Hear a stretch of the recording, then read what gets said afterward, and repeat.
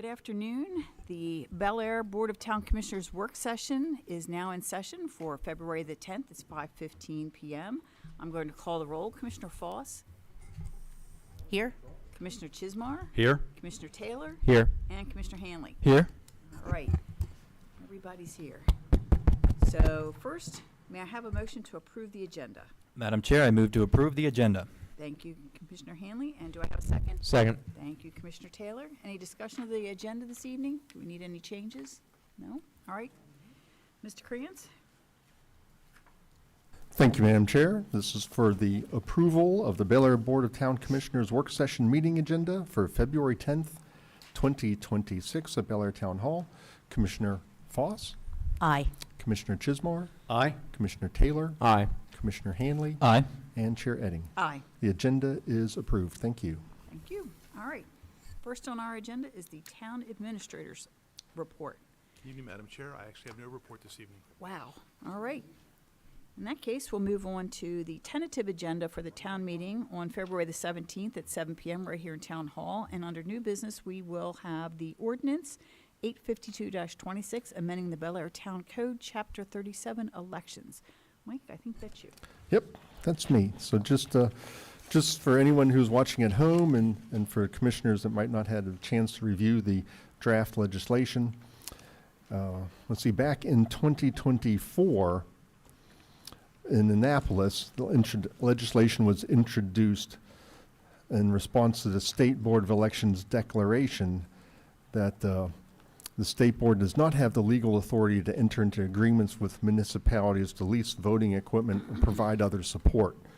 So a little bit of background to that is the town of Bel Air and many other, I think, municipalities in the state of Maryland have relied heavily on their local Board of Elections, where we have always relied heavily on the Harford County Board of Elections to aid us in borrowing, if you will, or leasing their voting equipment, which is already vetted and utilized by the State Board of Elections. So we've enjoyed that partnership where they would come bring us the scanning machines and the poll books and provide the poll book, which they will continue to do.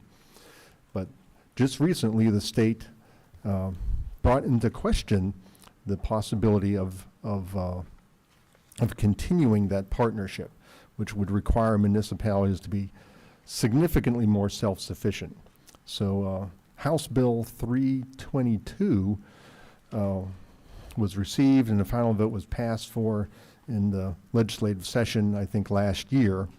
And the law went into effect as soon as it was signed by the governor. So we had no more to worry about. So the town has enjoyed that longstanding partnership with the County Board of Elections, utilizing their state voting systems, equipment, services, and other materials. And the cost, of course, for the town of our size to purchase, lease voting systems, equipment, etc., could be very expensive. So the town wishes to extend their gratitude to the state and the Harford County Board of Elections to continue to partner with the town of Bel Air. And they did. They helped us in the November 4th, 2025 Bel Air municipal election. And we hope they'll continue to help us in future elections.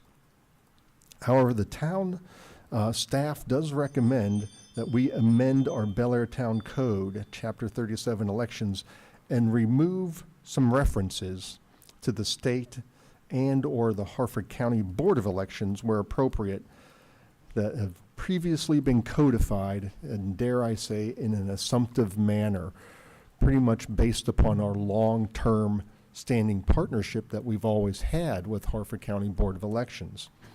And I would recommend making those changes to reflect the new relationship with the state and the Harford County Board of Elections regarding the leasing of voting systems, equipment, and services, and other materials. So that's really what this piece of legislation is about, is to remove those references to the state and in turn just reference a local election authority. So you'll see throughout this ordinance some strike-throughs where it might directly say Harford County Board of Elections, and to modify that language to just say the local election authority, should we continue to be able to enter into that lease agreement and enjoy the benefits of leasing their equipment. It's something I highly recommend. I hope we can continue to do for a long time. The only other piece of this is there's a recommendation to adopt a time frame, an amended deadline for filing a certificate of candidacy. Right now, a person can declare their candidacy at any time. There's nothing in the code that says there's like a start time or an end time. So this would give a 90-day window for an individual to file a certificate of candidacy, which would be no sooner than 135 days before an election and no later than 45 days before the election. And unless there's any questions, that's pretty much what you have in front of you, potentially for a introduction at the Tuesday town hall meeting, because Monday's a holiday, and then we would have a public hearing at the second meeting in March. Two comments on this. The first is I wouldn't beat ourselves up too much about anything in the code being assumptive. I mean, that was just the way that it operated for decades, and there was no indication that the state was going to embark on the about face that it did and suddenly pull the rug up from under every municipality. And so, in a move that really generated only consternation and accomplished only the generation of consternation, because the General Assembly then turned around and immediately fixed the problem that the state board had conjured up and claimed was there all along. So this is certainly necessary. It's good. I'm glad we're doing it. It is an appropriate way to adapt to the new relationship between local jurisdictions and the county and the state. But I wouldn't beat ourselves up about what's currently in the code. It was, the best reflection of what was going on at the time. As far as the declaration window, I think that that's prudent. I guess technically speaking now, if somebody wanted to declare their candidacy for the 2031 commissioner election, they really could, because there's really no language in the code to stop them from doing that. So maybe it's a good idea that we tighten that up. I don't think we've ever had that problem before. We probably wouldn't have that problem, but just it's those hypotheticals where you like to test how far you can take a law to, pressure test it, if you will. And this might shore us up a little bit better. So thank you, Mr. Krantz, for bringing this forward to us. I think it'll be a fine addition to the code and help clean up some of those ambiguities. I certainly agree with Commissioner Taylor, and I think these are some sensible things to do to the code, particularly with setting a window for filing your candidacy. Somebody could theoretically file now for any year that they wished, and that really doesn't make any sense and causes some practical problems here in the carrying out of your duties, so we certainly want to take care of that. Thank you. Yeah, I had a couple questions, comments. Of course. It probably doesn't make much difference, but in section 37.6, where you say that the last sentence, the hours for filing are from 8 to, the final date or 8, well, actually the last sentence. If the filing date falls on Saturday, Sunday, or holiday, the closest regular business day shall be recognized as that. Now, right now the elections are in It often early falls on November. it often falls on a Saturday. right. You You know. have or holiday. Yeah. So it's like, okay, if it falls on a Sunday and you have a holiday, we don't have holidays mid-September. What's the closest date? Oh, Friday well, I see or your point. Tuesday. So I would just say the next regular business day, if that doesn't cause a problem. That way there's no, I would too, because then that way the window isn't shorter. yeah. Okay. I mean, it's mid-September. No, If I'd they be happy change to make that election change. day, I see your don't know. point. We don't have any holidays Yeah. in mid-September, so it's kind of like a nit, but you could potentially have 3 days. And the purpose of the 45 days is to give the town clerk's office enough time to coordinate to Right. have the ballot printed, Yep. have a draft of the ballot printed. We haven't had a question on the ballot anytime recently, but there's always a possibility those things would need to be vetted as well. So you need a good week or two in order to be able to then provide the sample ballot prior to the election, and of course, order the ballots and have them printed prior to the election. So one more day, if we switch it to a Monday, which would be the next business day, as opposed to the way it is now, the closest business day. It has been, like, when it fell on a Saturday, it was going to a Friday. So to your point, it was actually losing a day. So this would add a day. Yeah.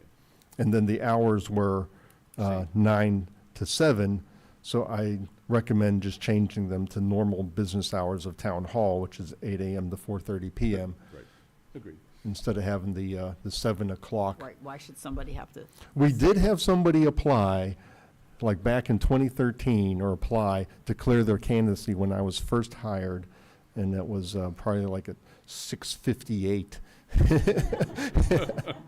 You know, so it has Right. happened. And I'd be more than willing to stay to the 7 if you think it's necessary, because some people might drive, and, you know, if they're working in Baltimore and they're coming back to rush to declare their candidacy with a last-minute change of mind, you know, there could be a reason for that. But otherwise, I was going to recommend just normal town hall operating hours. No, I agree with that. I think they have 89 days before that to figure that out. I think Okay. I think you're all right. And if I recall, that 2013 scenario was an issue in which the concern was there weren't going to be enough candidates for as many seats as there were. Am I correct? That's in those- exactly what it was. Right. So that's a little bit of a one-off. I don't think in the foreseeable future the town will have that particular brand of problem. Okay. Okay, I will make an amendment to this then. Okay. Since it's not going to be introduced until Tuesday, Till Tuesday. I'll fix this language now to have it reflect next business day. All right. Okay. Two other questions. One, in paragraph 37-8, you changed it from the Board of Election Judges to the Town Commissioners. Just curious, why was that? For the emergency circumstances? That was Well, me. that was feedback was from our me. town attorney. Yes. Because the election judges shouldn't be doing that sort of The thing. Board was- of Election Judges doesn't have any independent authority to initiate lawsuits on behalf of the town of Bel Air. You guys would have to do it. Right. So if something happened of an emergency, we were trying to come up with a hypothetical, and the only thing I could think of was if in the midst of voting, some electrical or natural disaster hit town hall, you know, and we had to call an emergency meeting to be able to secure the location at a more secure location. But you didn't want to have anyone contest your election. You would get an injunction or a court order in an emergency basis, and you guys would have to tell me, like, the planning commission can't tell me to file a lawsuit against so-and-so. Only you guys Right. can. Right. Okay, Just wanted an explanation. sure. And then just, Mike, the numbering, I know we skip a couple paragraphs. Actually, 37-14, looks like you struck the whole thing, but you didn't strike the paragraph title, use of electronic voting. And then you jump to 37-16, use of paper ballot. There's no 15. Do we want to renumber? And it goes on to the next page, too. You're missing 37-17 and 18, and you're missing 37, 21, 22, and 23. When I wrote it, I didn't include every section in chapter 37. Okay. I only highlighted the sections that were being All right. amended, but you make a valid point about if we are eliminating section 3714, the other sections would have to be renumbered. Okay. So I'll make sure I communicate that to general code when I send this over. But I guess I could go through and renumber them here as well too, and that would be just fine. That would be just fine. That's all I had. Thanks. Okay. Anything else? All right. Thank you, Mike. And next we have the town boundary survey contract. Kevin? Yes. I'll go do a little bit of background because I'm not sure whether Gavin or Kristen have looked at this. I know you guys have looked at this several times. Several years ago, 2 or 3 years ago, the town hired a local engineer and surveyor to review the town boundary. And after some review and work, they identified 9 separate areas of concern that they pointed out to us. We took a look at those. I shared them with the commissioners as to ones that we felt that we needed to kind of correct. Some of these are enclaves that are basically surrounded by the town, which is actually not legal.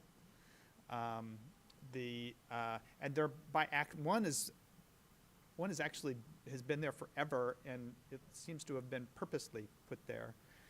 Several others are almost by accidents of survey. And then there were several other instances where you would have a section of a road that was only half in the town and half in the county. And it was odd looking, and kind of just created there's an idea that with the state, you need to have your boundary to be somewhat consistent, and not have these ins and outs that ultimately almost every jurisdiction does. But, so we identified 9 of these. One is one that I'm sure you're very familiar with, which is Tollgate Road, South Tollgate Road, across from 3 lots that were annexed into the town a couple of years ago. The idea was that we were going to annex the portion of Tollgate Road at that shortly afterwards, and that has not happened. We need to make sure that that does happen as part of this effort. Task number 2 would be the Tollgate Road strip.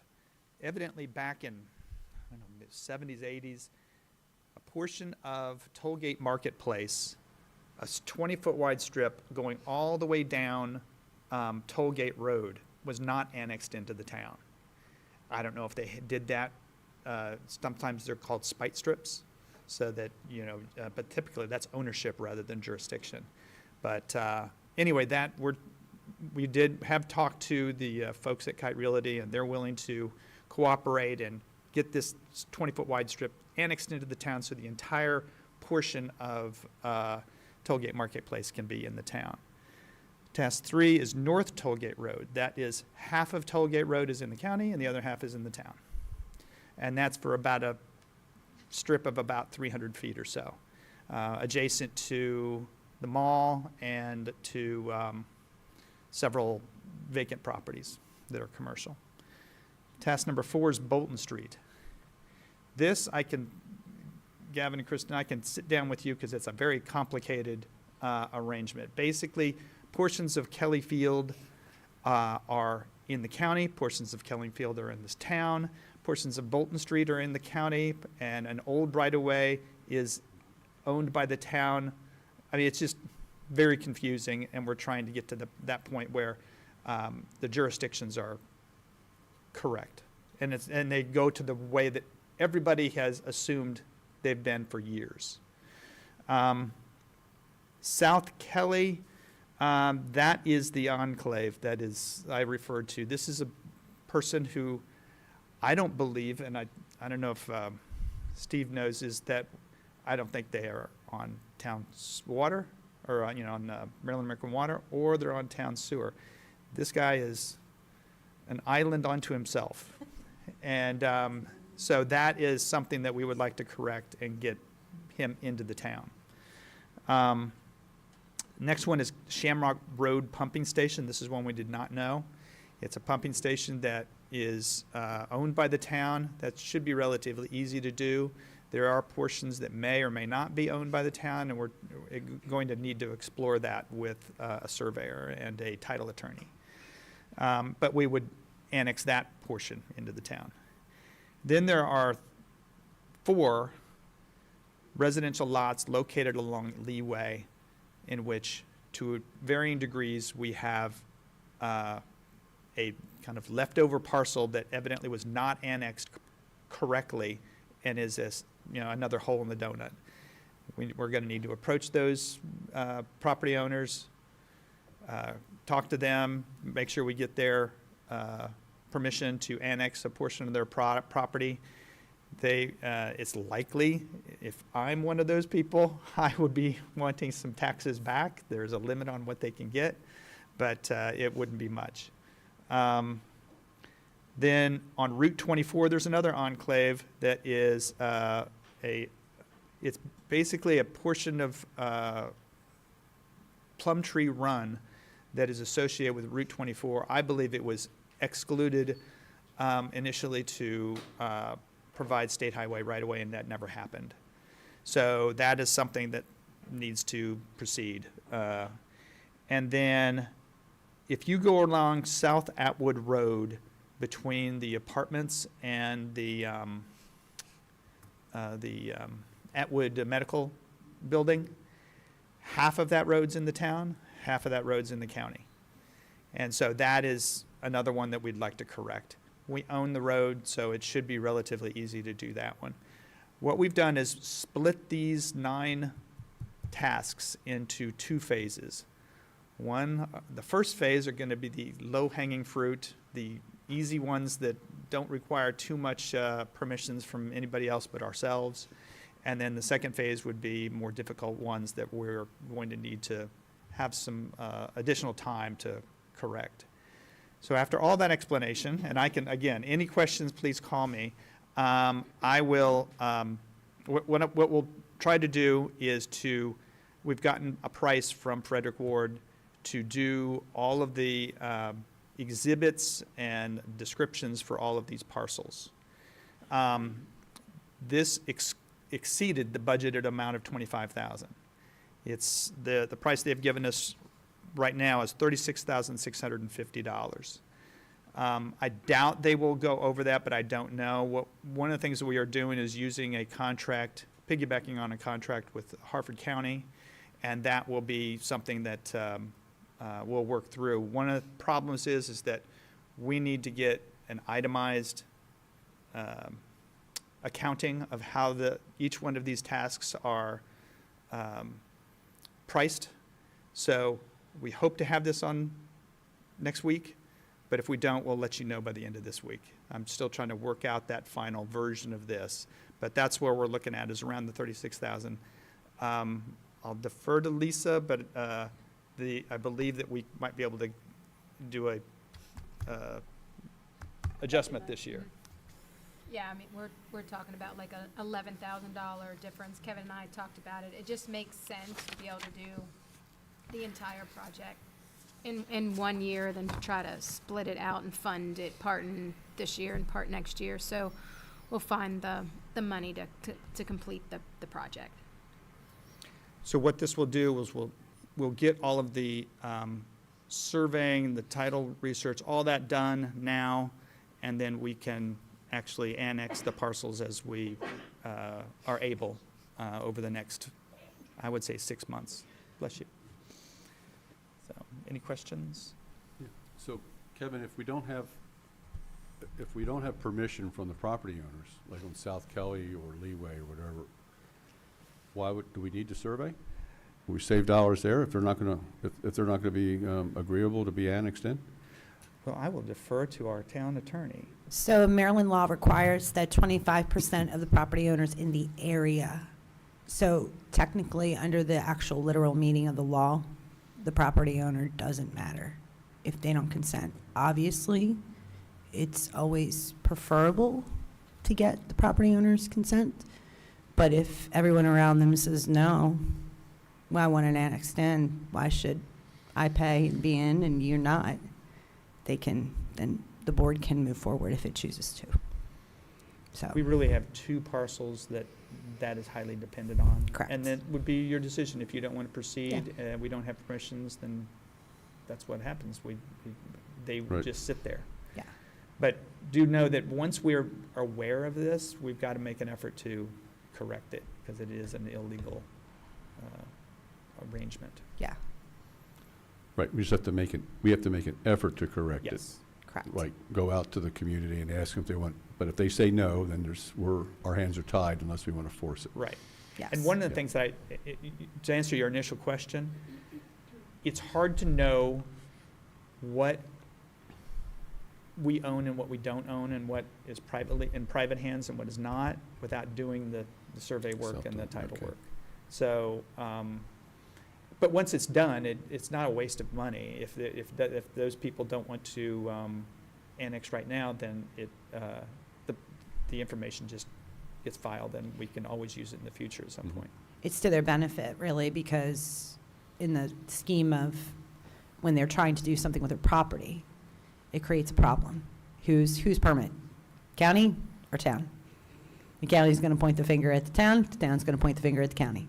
So it only makes sense for them to cooperate. Well, So- that's part of what Kite Realty, when we spoke with them, I told them, I said, if you have a development coming in, now that we know this, if you have a development coming in, I'm going to have the county review it on top of our review. And if there's conflict, there's going to be I mean, it's just gonna create complications that they don't want, and they agreed to that, so they're okay with moving forward. Yeah, that's far more likely, Okay. I think, to motivate a commercial owner than a residential owner. If I'm a residential owner, my question is, well, if 2/3 of my property's in the town, does that mean that once every 3 weeks you're not going to pick up my trash? I mean, that's the type of thing I'm worried about. And of course, that's not going to happen. So, there's far less leverage with, a residential than there is with a commercial, I think. But I hopefully they just all say, oh, yeah, what a odd clerical error. Let's Right. get that collected. So we'll see what happens. How many property owners do you think, not commercial, but residential, you need to approach to talk about these things? 4 for one task and 1 for another task. Okay, so we have 5. Yeah. And they are completely unaware of what's going on currently? Well, one, I'm sure he knows. The one without the Maryland American and the Right. sewer. I'm sure he knows. I think the other 4 do not know. So if the gentleman, suppose anybody says, no, I'm not interested, Liz, what do we do? You can always say, look, well, we'll try to make it worth your while, in the case of, We'll agree to rebate you some of your tax money Yeah. that you paid or whatever. do that. You could do Yeah. things like, the one only way, they're already on our water Right. system and the sewer system. The one that's not, it would behoove him, given his location, to have this cleared up. Because I guarantee you if anyone is looking for a higher intensity use of his property, they're going to say, wait a minute, what? You're in the county, but all around you is the town?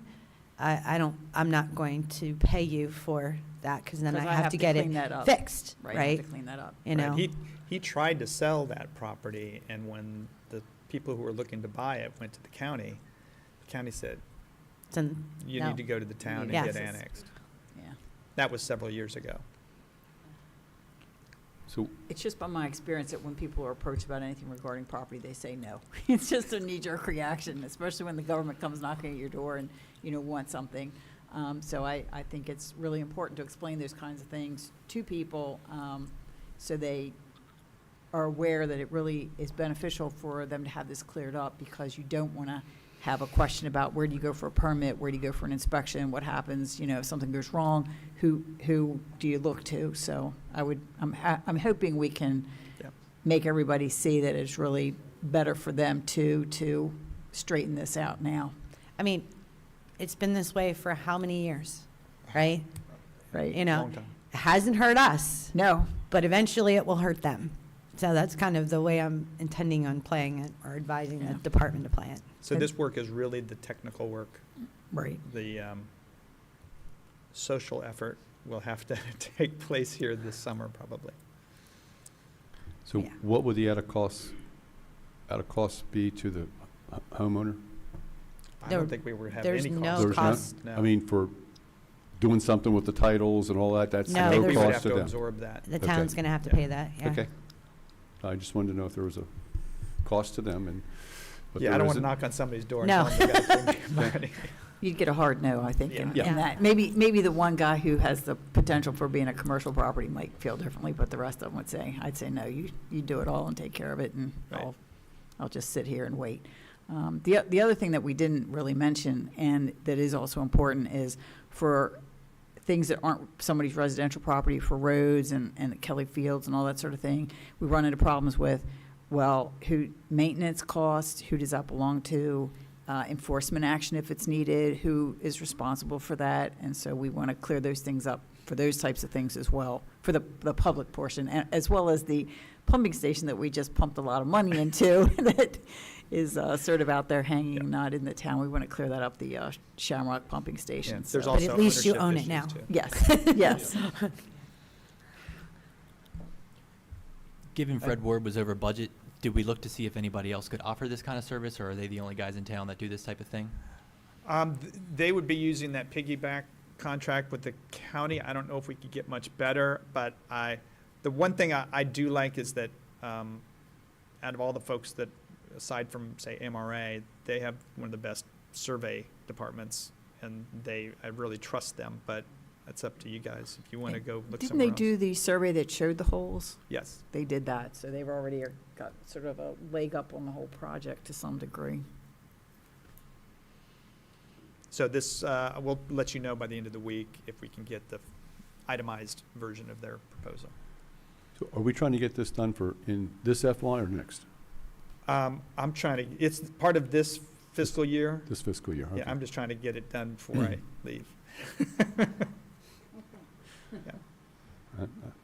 Can't go until you get this done. No, okay. Right, yeah. That's what he's afraid of. That's what he's afraid of, so he wants to get this finished. All right, anything more on the town boundary survey?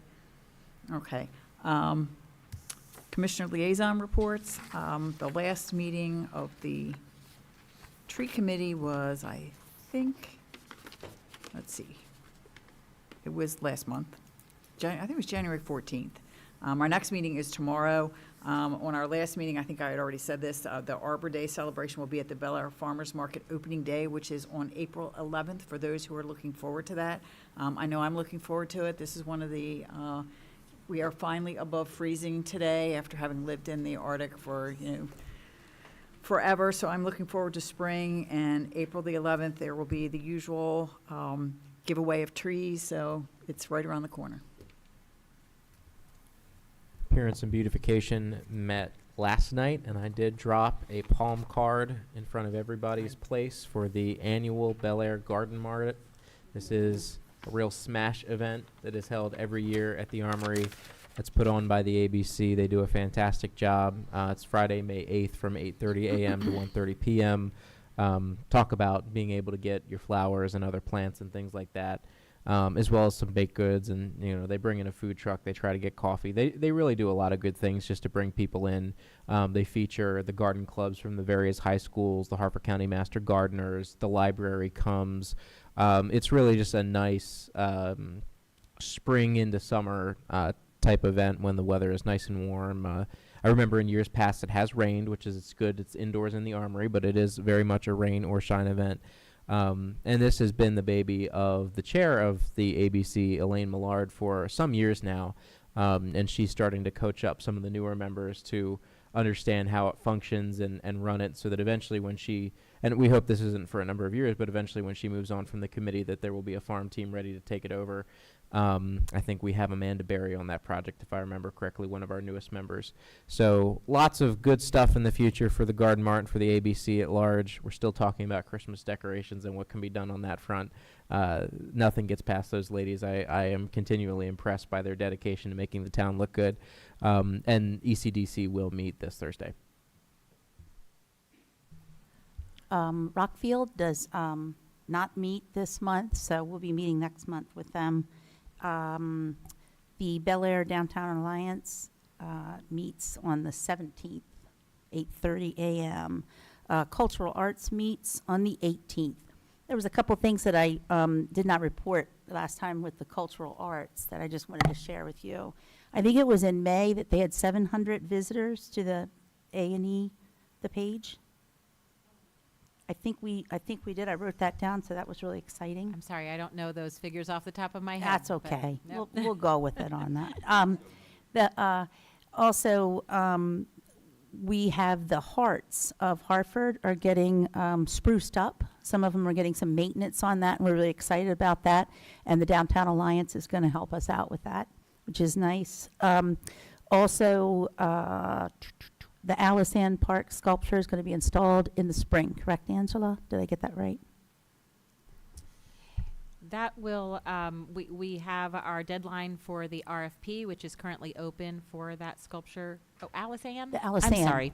Alice Ann, two sculptures going on. Mhm. Alice Ann, we have procured the sculpture already, and when the improvements are made to that park at that time, DPW will install the sculpture for us on its base as soon as the weather permits and their schedule permits. Thank you. Planning Commission met last week.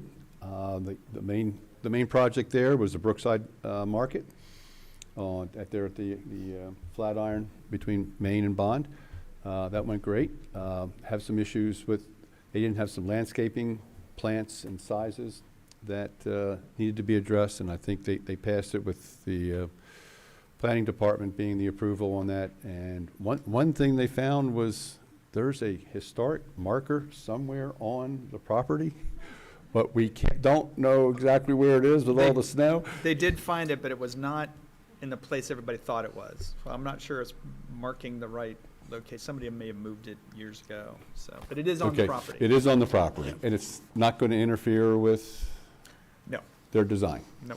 Okay, so apparently there was a survey marker there, and It was moved several years ago when State Highways came in and put sidewalks in. It was moved plus or minus a foot, supposedly, with Okay. what I've dug up. It is the original town boundary for Scott Oldfields.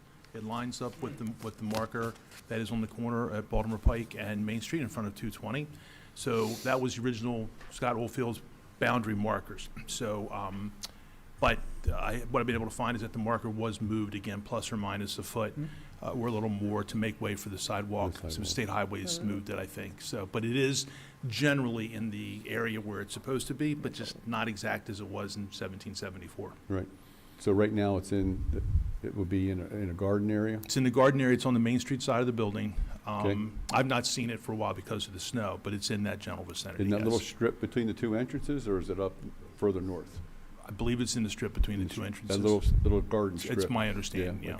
Okay. I have to be honest with you, I haven't seen it Right. for quite a while, but, and now the snow's kind of made that impossible. But what I've dug up, researching and talking to some old Bel Arians and some reading I did, that's what I found. Right. Okay. That was all I had for the planning commission, or Yeah, the annual report the was annual report? approved, and I put copies in your mailboxes. So that's, I think, Chair, Madam Chair, we're using the same method of filing with the elected board that we're doing with the growth report. Correct. Since there's no requirement, we don't change it, it has to be provided to us, and Right. it is annually, but there's no voting on it because there's really nothing for us to vote on or Right. do, other than say we have it. So, Yep. and I did have it. It's in my materials to take home this evening, so. Yep. All right. Just want to add seniors and citizens in need and planning, or historic preservation, they'll be meeting February 26th. Okay. All right, if we have nothing further on the commissioner liaison reports, we'll move on to staffing update. Mike? Thank you, Madam Chair. The town of Bel Air has 2 critical positions posted. For those of you who might be listening at home and might know someone who's interested, we have a Director of Finance position that was posted February 6th, and the Planning and Zoning Director was posted January 15th. So we have had a couple interviews for the Planning and Zoning Director, and we still have a handful more that are kind of in the pipeline and scheduled, if you will. And we've begun to receive some pretty good applications for the Director of Finance. So those are the 2 jobs that are posted at the moment. Well, those are certainly 2 very, very, very important jobs, and I'm not sure that we're going to, how this is a huge transition because it's 2 of the directors at the same time, so hopefully we will weather this, as change is always something that we have to be prepared for. We did have a police officer resign today on very, very good terms, I'll say. He's basically, if I don't want to speak for the chief, but he's going to be taking over his father's business up in Pennsylvania, so you can't fault a person for doing that. So we certainly wish him well, and we're grateful for his time at the town. Absolutely. So we will be recruiting another either lateral or police recruit to send to the academy here in the Okay. near future. Another very important position to Yeah. fill, but, family first, you have to do what's best for you. So we'll certainly miss that officer. Mike, did you want to talk about Aberdeen? Do you want to talk about Aberdeen's assistance? I did not, Chief. You might be better at that. Yeah, sure. As you're familiar, we recently lost our records clerk. She retired. She retired. Yeah. Oh, sorry. It's a big hit for me, so I feel like it's going the other way sometimes because it's a very important position. So I reached out to Aberdeen Police Department, and they have some very good record coordinators up there, and they offered to assist us. So we had a part-time position open that was supposed to assist our full-time records clerk. So they said, "Hey, look, you can use ours," and she agreed enthusiastically to come down and give us some assistance. So she'll be helping us for several months, and probably even helping us to go through the recruiting process and selection of our one replacement. Hopefully two, because we're putting in the budget for two records clerks in that position. So that's where we are.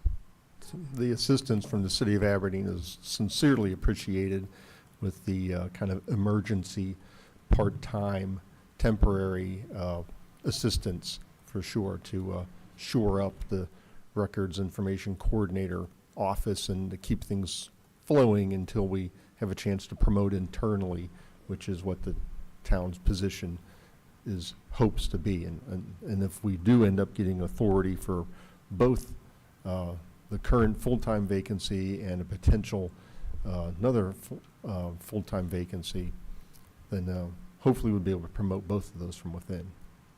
I think it's a sign that we have such a great relationship with other municipalities that we can reach out like that. And likewise, we've done it for some of the other jurisdictions when they need help. But we reached out and they said, "Hey, yeah, we'll give you a hand." So got to throw some kudos out to the chief up at Aberdeen for giving us a hand with that, and the other records clerks who said, "Hey, look, we're not going to let you down. So we'll be there for you."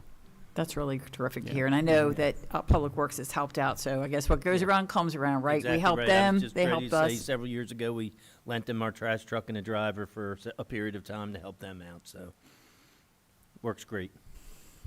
All right, that's great. All right, if that's it for the staffing update, Mike? Yes. All right, we will move on to the calendar. We all have one. It's now showing May, so spring must be right around the corner since we have a calendar through May. And I know that Lisa has the fiscal year 2027 tentative budget work session meetings. I know I said I was available for all Yes, of ma'am. them, and Yep. somebody else did as well. Steve and Kristen. Okay, so, Those dates good for you all as well? Yep. Okay, all okay, right. great. Then, And they're no longer tentative, right? They are no longer tentative All right, for great. sure. And just note, 4:30 is the start for all of them. Again, just to give us a little bit more time, especially on Tuesdays when we have our regular work session. Thursdays, I seem to jam-pack them a little fuller, so the 4:30 start is much appreciated with staff. All right, All thank right. you. We're ready for your very last budget go-round. All right. 30 times a charm. You know, actually, it's 31. Is it? It is, because my first one, it's 1997, so it's actually going to be 31. Well, congratulations. But I'm not being technical at all. That's, you know. She's a numbers person, right? She has to get it right. That one counts. All right, anything else anyone wants to talk about on the calendar? I know that the 12th is the hearing on the bill that we're interested in regarding housing. I have registered to speak remotely. There was a warning on there saying we're only going to take so many people, so it says that on there now, so it says check. I think they're expecting a huge turnout for this, and I certainly hope they do have a huge turnout for this, so I may not have an opportunity to address them, but I'm sure that if we find ourselves in that position, that many others will have already said what we're feeling, so we won't really be unheard. We just won't get a chance to speak ourselves. But I'll keep you posted on that. I know there's another bill. On that, Mhm. I kind of, from some of the email traffic that was sent to us from MML, it Yes. seems like they are not very much in support of that bill either. I believe, I believe it was MML that changed from does not support to supports with amendments. And that was not a unanimous vote. It was hotly Okay. contested, I think. So there is a split there. What was, do you know what their amendments were? I have not seen the amendments. Because they kind of represent a They large body, do, but, but. you still need the individuals, I think. Correct. But it So, was just, that's another yeah, large weight. I know when I've been there, I've been told that, you have to support it with amendments, because otherwise nobody will pay any attention to you. So it may be that. But Right. we do not support it, so I'm down as like unfavorable, because it's just a bad bill Yeah. from the start. It's not like there's one portion of that you could strike and everybody would be happy. So I'm not sure what is going on with MML. I think Mako opposes it as well. I'm mean, not sure you if know, they've, Go ahead, Angela.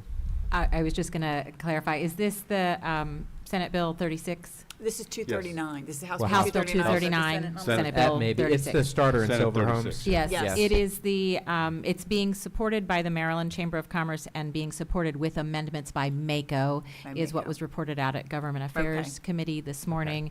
And they did not mention MML's position on this bill, I but you Go have figure. information on that. I think the so. email traffic said that MML had the same thing, but it might have been Mako, and I mean, I'd have That's, to go back and take a when look you at it. said supported with amendments, I was Mhm, like, maybe mhm. that's Maybe that's it. MACO that's Yeah. sticking, because that Well, is their position. MML is in many ways Mako's little brother. Correct. And They'll you probably know, do the same they thing. get far less attention, and people care far less what MML thinks than what they do Mako thinks, because the reality is, for these legislators, very few of them have the balance of their district in a municipality. All of them have the balance of their district in a county. So Mako has a lot more juice on these things. And Mako is also just smarter, in my experience, with how they approach these things, and they just have better staff in terms of their. And it's no slight on MML; their budget's much smaller, so Right. Mako can afford to do these things and have larger staff and more support. And Mako is what saved us from the governor's housing bill last year, when MML sort of walked away from the table, ill-advisedly, I thought, but that was their decision, whatever reason they made it. So for this, it doesn't necessarily surprise me that they're favorable with amendments, and the reason I say that is because they've been working with the administration on this issue for the better part of a year now, because the Moore administration was deeply frustrated that Mako managed to kill as many priorities as they did last year. And so I know that their goal this year was to come back to the table sort of with something that the fix was already in, and they understood that, okay, Mako could live with this, and they wouldn't suffer the embarrassment of really their flagship housing priority dying on sine die, which is what happened last year. Yeah. It was a big black eye for the administration, delivered by Mako. So I'm sure that that's what's happening here. I suspect that, unlike last year, some version of this legislation will pass. That seems to me at this point an inevitability, unfortunately. The question, and I still think we should go unfavorable, because that will be more pressure for why they should change it. Even if we're saying fail it, don't change it.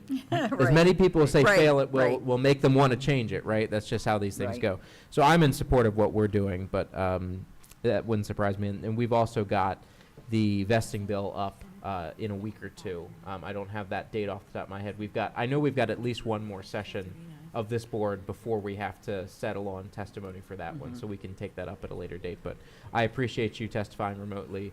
And if you are, as I assume you are, writing something ahead of time to organize your thoughts, would be worth probably just emailing it to the committee. Absolutely, Yeah. because everybody may have something else to add and come at it from a different direction, so I will definitely email that to everyone. And I was going to Well, I mention. meant the- emailing it to the committee if you don't get a chance to speak. Oh, But okay. yes, emailing it to us too is a great I was idea. gonna share it with us so that we could, Yes, sure, get our thoughts together, to do that. And I can email it to the committee, but, written testimony was required by today at 6:00. Yeah, But they'll so, still take it? well, I mean, they have to take it if you Well, they email it can, to they them. do, It do. just doesn't go what's in called the bill file, Gotcha. which is this great big tub. Well, it used to be a tub, now it's digital. It's just this great big folder of everyone who had something to say about it. And that can be as, detailed as a 50-page treatise that no one will ever read, or if you just hit the unfavorable button and you don't do anything, your name literally goes with the word unfavorable in the bill file, and just, there's no like blue hyperlink. So it's really kind of cool how they do it.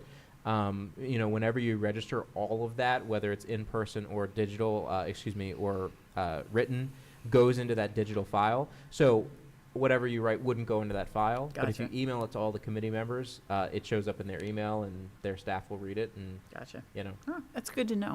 I'm always amazed at like the details that you don't know Right. when you haven't worked down there. So appreciate that input. So we will definitely do that because, and then we'll look at the vesting bill. I know that one is out there as well, and I don't have the exact date either, but the thing, the important thing to remember is, Yeah, You- that's what I have. I believe, if I'm looking at it correctly, that the Senate hearing date is February 17th at 1 PM. This is for Senate Bill 325. okay. I think the House is on the 19th for the cross file, so. Just to answer you, Mr. Chisholm, apparently, according to Maryland Municipal Attorneys Association, the Legislative Committee was in favor of House Bill 548, Senate Bill 325, with amendments. According to my contact, MACO is also in support with amendments with respect to the bill. MACO has proposed a change to change the 5-year vesting provision to 3 years. MACO has proposed deleting the provision that dictates local governments cannot collect excise taxes until an occupancy permit is issued. Finally, MACO has proposed changing the amount local governments can collect to 50%. That's what the comments were. It is shocking to me that nowhere in that mix are we talking about the retroactive vesting to the point of the application being submitted. That, to me, it just in my opinion, is the most ridiculous part of the bill. If you want to make us an early vesting state, I think that's wrong, but okay, you vest at the Planning Commission if that's what you want to do. But vesting at the Planning Commission where the rules are retroactive to when the application was submitted, that is just boneheaded. And it really is kind of surprising to me that that wasn't something that they at least wanted to try to fight on. You know, at least try to put up a fight on that. So anyway, that's my 2 cents. So, Madam Chair, according to the notes that Angela sent me from the the Government Affairs Committee for the Chamber, Havre de Grace passed a resolution to oppose. That's the action they took. All right. We have some company. But has the county spoken up? Do we know what the county's position is on those bills? We Senate do Bill not. 36 and Senate Bill 325? I'm just curious. I'm sure that you can catch a very exasperated Larry Richardson and ask him about it. I would very much assume that the county is opposed, but I've not I seen would think so, any too. formal. Right. Yeah, I would guess that they were opposed. Well, I don't know what they're doing, if anything, but maybe I'll reach out to Larry and ask him. This is his favorite time of year. I bet. I bet. Poor Larry. I know, it's terrible for everybody. Madam Chair, we did have a representative from the county on the Government Affairs call this morning, and I just referenced my notes, and there was no mention of a position either way They may on that in they may just particular. let So- Mako carry the ball. I'm Right. not really sure. And he was also covering a lot of other ground, so it Yeah. might just not have been on the list. True. There's a lot going on right now, and I'm not sure what other bad bills will be coming out of Annapolis, but we'll be watching for them. So that's all I really kind of see on the horizon, other than the things that are already on our calendar. Okay. So if there's nothing more about the calendar, we'll move on to miscellaneous. And first, we have the Neighborhood Traffic Management Program Review and Discussion. Eddie, your favorite. My favorite. So, Kevin can tag in if you'd like. Kevin sent around the booklet, what I will call a final draft, but a near final draft for your editorial comments. We didn't hear anything back. We're assuming that everyone tacitly agreed to what we were proposing. So with that being said, we're happy to take any questions or concerns, or if any follow-up, and then look for your direction in terms of how you want to proceed with codification, non-codification. And then once we get that approval, we can start addressing the backlog of complaints that are starting, traffic concerns that are coming in that we put on hold. Okay. Kevin, So- did I miss anything? All right. You sent out another version we had a version you sent out, we discussed it, and then there was another version. ton of comments, which I incorporated into Yeah, and then that went out again. Yes. Oh, I missed it. Sorry. Same. So we'll look for that. So I while we're all here, we can Okay. discuss the codification versus non-codification issues, so we can, as I recall, I'm not sure, was anybody leaning towards codification? Like, one of the problems with codification is then we have to have it's much more formal. You're gonna have to do the advertisement, open meeting, it's, I think I'm the Lone Ranger on that one.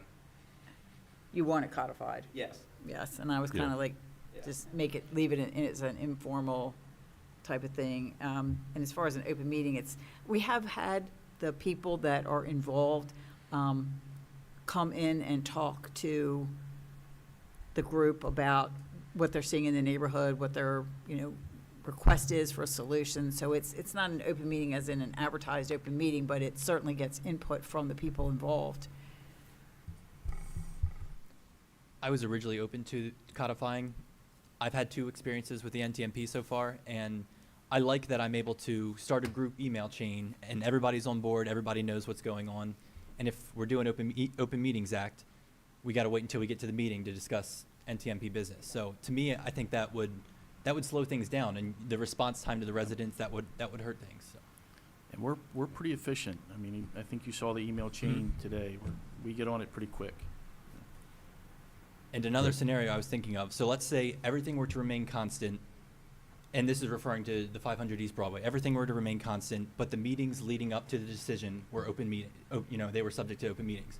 Would that have prevented the issue at the 500 East Broadway? I don't really think it would have. I don't think it would I have don't- no. either. So, I mean, Yeah. I'd like to keep it as, how we're gonna call it, not an ad hoc group, but Work group. a work group. I would like to keep it at the work group with a commissioner liaison as opposed to codifying. I would too. The only thing I would suggest, and I think maybe this got dropped a little bit with the 500 East Broadway, is to let everybody know what's going on. Like, I'm not sure that everyone who had signed the petition or had, expressed an interest for or against they sort of got dropped off. And I would just put them all in the email as far as we're meeting, here's what we're doing, here's what you can expect to see in your neighborhood, so that everybody knows what's coming or what's going on. Right. So if we do want that, then on the petition, should we then have email addresses? So that you can inform them of what the progress is, as opposed to just the one person I forget how many it takes to initiate. I think it was 3. Three. Was it 3? 3? 3 total. Right. Yeah, are you talking about, I thought there was an email requirement for the person initiating the, But I'm talking about Correct. the folks that are either that sign the petition for, or the folks that say, no, I don't want this, and let the town know. okay, so on the petition, not the application, on the petition, we should put the email address. Yeah. Right, Not that's what I as a was talking about, requirement, right. but only, if you'd like to be, kept informed of what's Kept going on. informed of the progress, then whoever we're notifying, we'll just Well, add I those to can, that list. I can put phone/email, and then people could put whatever they want. Yeah. Does that work? I always prefer an email because that phone calling is so slow. And, it's much easier Yeah. to send everybody an email if they It have an is. email address and I- say, the Yes. meeting's this date, or here's the copy of Right. whatever, You do it once and you're done. You do it once. I prefer that too. I just know that there's some folks out there who Well, still have I not know, caught and I up. would certainly make it an option for those people. There are people who are not using email, and I get that. All right, if you haven't received that, I will send that out first thing tomorrow morning. So, I did not see another follow-up, Kevin, so okay. Was it sent a few weeks ago? I have one from the 21st of January. No, I think this was after that. Okay. Right. So Maybe you something could must just have- send it again to everybody, and Because we'll the know one we're I all have is- working with the same one. I dated as 1/20, January 20th, so anyway. Okay. There you go. Through the magic of email. Because I was looking to see, because I was looking at it again today, I was looking to see, okay, we talked about getting rid of the local, non-local, and then how are we going to distribute the Right. points? So I was looking to, Yeah, take a look at That's why I that. Let me couldn't know find what your anything. thoughts are, Right. because I'd Okay. love to. Sometimes I notice with the email, if somebody responds to that email, then I can't find the original sometimes. I don't Right. understand. You notice that? Yeah. and I just did a search for NTMP, I would assume that was in the subject line, and No, it just it came up must not January come through. 20th. Was their latest one. So, and what you're gonna see is there's not gonna be red on it. It's all, that's eliminated, so it's like it's final. So, Yeah. just read through that and let me know any changes you wanna see. Okay. I have one more question about the exceptions to level 2 and level 3. It says a unique existing condition that poses a threat to motorists or pedestrians. Would that allow the NTMP to have some discretion, I guess, if there's, low visibility or high volume, for example? You could say, okay, it didn't score 50 points to meet level 2. It was 47. However, there's this unique scenario. Therefore, we recommend a speed hump. That, it was sort of a catch-all to try to anticipate things that we can't anticipate. Okay. So if there's something that is an issue that is not within the manual, but everybody kind of agrees that this is something that should kick it to that level, then that's what that's for. Okay. Gavin, I made that point a while back for the same reason. Data doesn't capture what we intuitively know from growing up on these roads. Right. You're a cyclist, I'm a cyclist, you know what the roads are like, and the numbers may not match what you and I see every day. So that caveat was put in there just for that. I call it the common sense caveat, one that where we see something that we absolutely know is bad, but data doesn't reflect the danger. Right. So. I'm strongly in favor of that because I think, if somebody scores 47 out of 50, for example, I wouldn't want to say, sorry, try again in 5 years. Yeah. Case in point, the argument that we continue to make about the Armory on North Main, Main Street at Lee Street.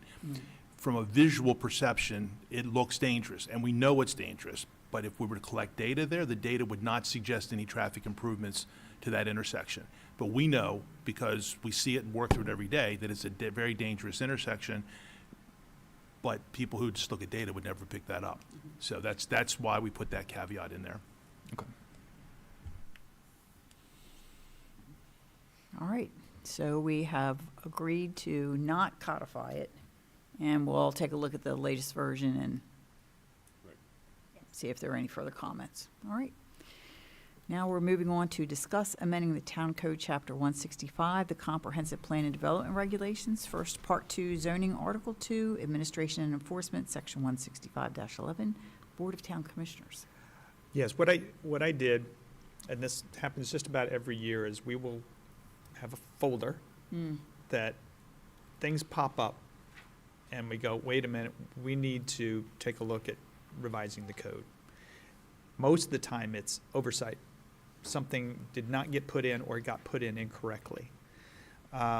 So that's kind of what I've done over the last week and a half or so is in conjunction with Liz is to look at some of these code sections and see whether or not you have any appetite to change these now, or if you want to reserve them for later in the summer or not do them at all. And the first one is one that I think is more of a birthed out by Liz as far as the issues that we've been encountering with cannabis.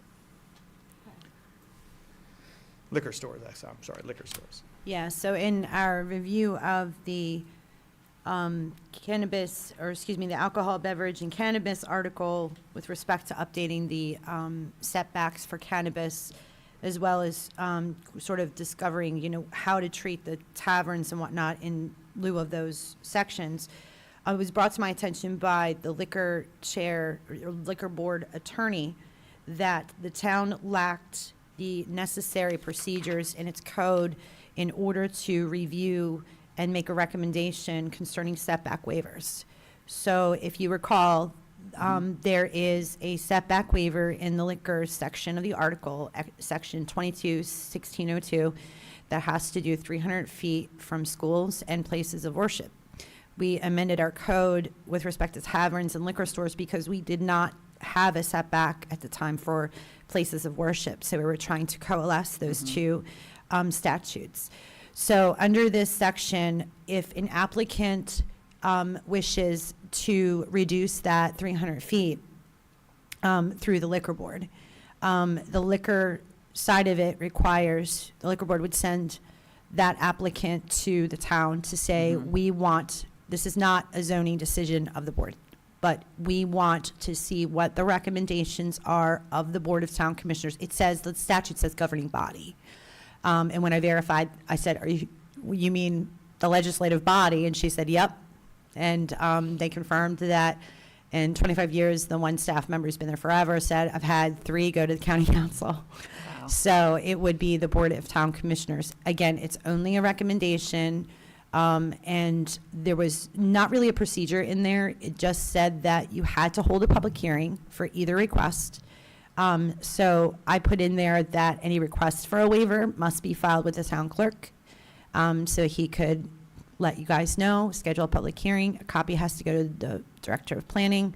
And we also believed that it was fair and reasonable, given that it was a setback, to notify adjoining property owners in case anyone wanted to come in and comment on the request. So then what would happen is your recommendation would then be shipped off to the liquor board, and they would make the final determination under the liquor licensing statute as to whether or not that licensee would be entitled to a reduction in the setback.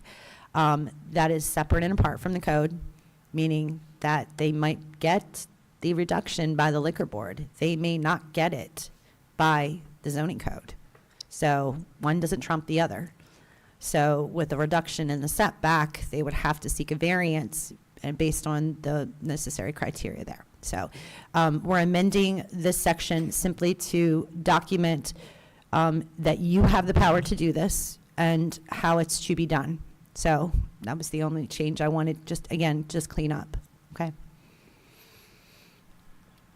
It's fortunate that, this came up while we were looking at other things so that we can straighten it out before we actually have one show up here at the door and we don't know what to do with it. And it is my understanding that you will have one here within probably 6 to 7 months. So I wanted to make sure it was in the code. Right, so we need to get this done. Yeah. Got it.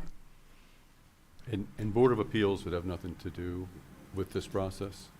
That's correct. So the Board of Appeals would be reviewing a variance for a reduction in the setback based on, uniqueness of the property, if that's what they choose to do. This is only a recommendation that you would be making to the Harford County Liquor Board concerning your thoughts on it. They could take your recommendations, they could reject your recommendations, and move forward. But then the Board of Appeals would then have to Yes. make a final Mhm. on that. And so you can have the liquor board saying yes, Board of Appeals saying no. Mhm. Right. Because And it's how two does different. that and how does that get resolved? It doesn't get resolved. It's two different criterias. The criteria for your liquor board is, do you get a license? And do you meet the criteria for the license? Okay. So they could say, yeah, we think it's a little harsh, sure, we'll reduce the 300 feet setback for you to get a license. Okay. Then if they're building a new building, they have to go through him and say, hey, we're within this 300 feet under the zoning code. We need a reduction, and then they would have to go to the Board of Appeals, get a variance, and show that there's a unique circumstance that creates a undue hardship to where it should be reduced for zoning purposes. So you're saying the Board of Appeals trumps the liquor Well, board? either one would trump. Either one would trump.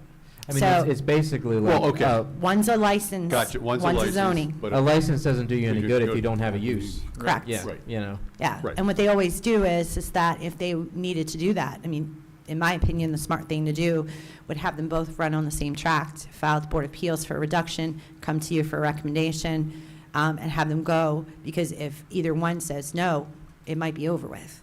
So, Right. depending on what happens. Okay. Okay? All right. So the Board of Appeals wouldn't necessarily or shouldn't consider anything that the liquor board has to say as part of their No. case, right? No, Okay. because the Board of Appeals has its criteria for Sure, zoning, right. and then the liquor board has their criteria for granting a license to sell liquor. So, two different standards. Certainly. Got it. Okay. And both procedures are the same. So the property would have to be posted, neighbors would have to be notified, and have to be advertised. Correct. That's Okay. not in the state law, but we believed it was fair and equitable to allow them to chime in to you. Yes. Okay. I would certainly want to Agreed. have the neighbors be notified and have an opportunity to come in and speak on the issue for sure. Correct. Yep. Okay. And do the commissioners have a criteria that we need to follow, or can we just base our opinion on, we think this is good, or we think this is bad? There's no discretion. You have discretion, meaning there's no standard. I'm sorry. I almost said that backwards. There's no standard. So you have discretion. The only recommendation. Okay. Okay. And we were expecting that because we knew it was on the horizon and needed to be fixed. And if we're done with that one, we'll move on to Part 2, the zoning Article 7, Development and Performance Standards, 165-53, Performance Standards and Development Guidelines by Use. Yeah, there's two items under Article 7 for performance standards. One is a bit of a cleanup. Basically, and Jersey barriers are on my mind lately for the last couple Why of is months. that? I wonder why.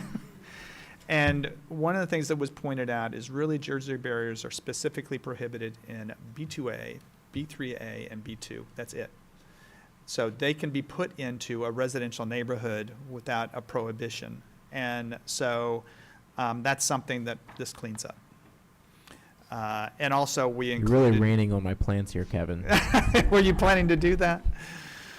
My neighbor's dog keeps running through my yard. I thought it'd be, just perfect, but this is just going to blow that all up, And we also added barbed wire to that. Seemed to make sense. So this now says that Jersey barriers and barbed wire are not permitted Anywhere, anywhere right. without Now- without a permit Without a permit from the. for temporary use. The Director of Public Works. Let's say somebody has a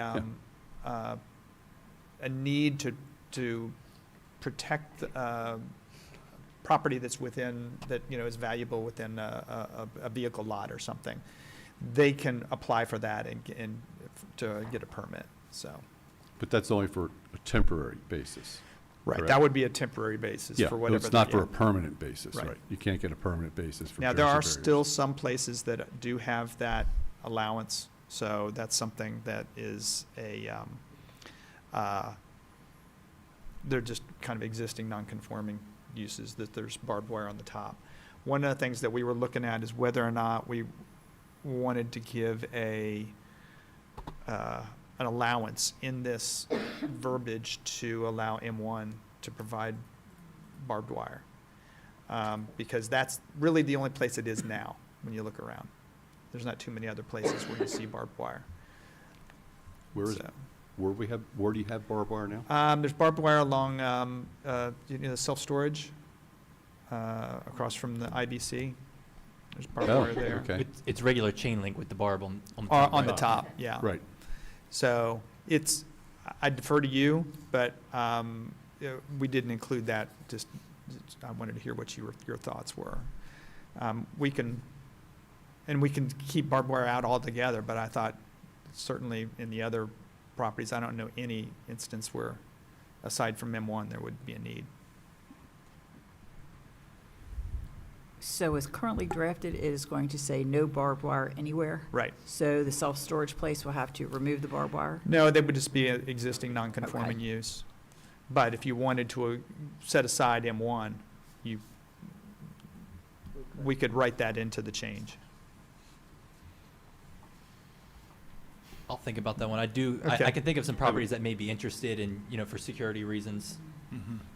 And a Right. lot of the M1 properties are tucked pretty far back out of sight.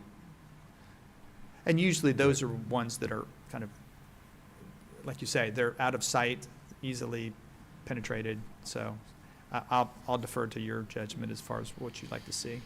I'm sort of with Gavin. I'm not a big fan of barbed wire, but I see there's a use for it in some areas. Especially around critical infrastructure, like our pumping station or our water, Maryland American water tanks. I could see that. Right. Yeah, and those are actually in places other than M1. So we can defer uses too. So rather than isolating it to zoning. Would you like me to give you some more information on that later in this week?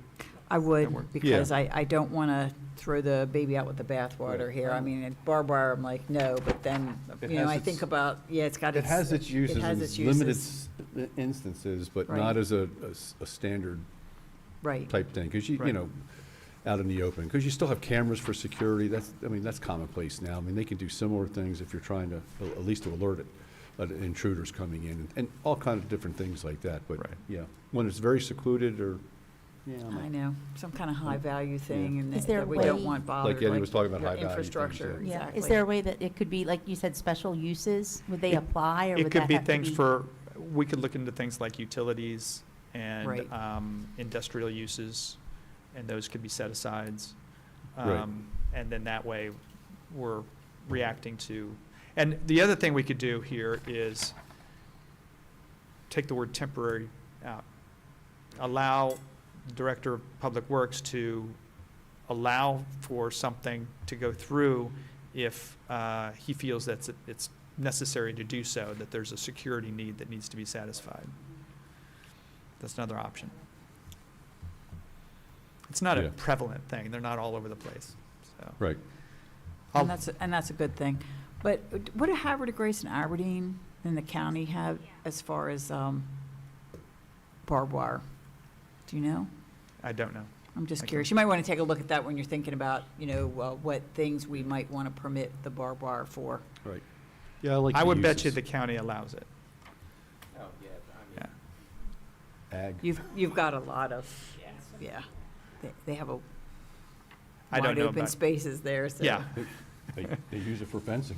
They Well, the do. county, they permit it for fencing Right. in ag areas. Um, Because you're making a different distinction or not between barbed wire and razor wire. Are they two different things? I would Oh, you're putting them consider in the all same the same. category. Okay. Yeah. The other option here is really just to marry up requirements that are under mixed use with the requirements that are under shopping centers. And this is, the planning commission may waive required interior landscape buffers, internal property line setbacks, and allow buildings to cross lines based on beneficial design that promotes overall development, interconnection, and execution of appropriate legal documentation. The advantage of being in a shopping center and the advantage to being in a mixed use is that you can waive those requirements that separate uses. So it is very much of an advantage to have the planning commission's ability to waive those. And they do have that ability in mixed use, it just never got included with shopping centers, an oversight. Anything on that? Next one is definitions, I believe. Correct.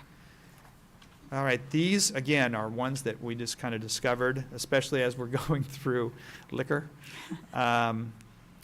One is off-street parking lot. This is definition of satellite parking.